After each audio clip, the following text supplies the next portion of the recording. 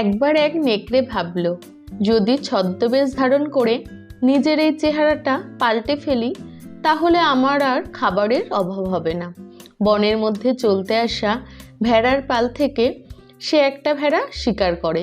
সেটির গা থেকে সাবধানে ছালটি খুলে নেয় সে। তারপর সেই চামড়ায় নিজের গা ঢেকে ভেড়ার পালের সঙ্গে মিশে যায়। এমন ভাব করে বুঝি আর 5টা ভেড়ার মতো সেও ঘাস খাচ্ছে। মনে মনে তার ফন্দি ছিল, এভাবে ভেড়ার দলে মিশে থাকলে কেউ তাকে ধরতে পারবে না। প্রয়োজনে ইচ্ছা মতন সে ভেড়া মেরে খিদে মেটাতে পারবে।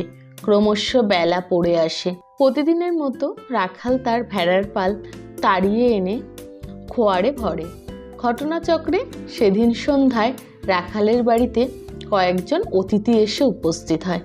অতিথি সেবার জন্য মাংসের প্রয়োজন, তাই সেদিন একটা ভেড়াকে জবাই করা অত্যন্ত জরুরি ছিল।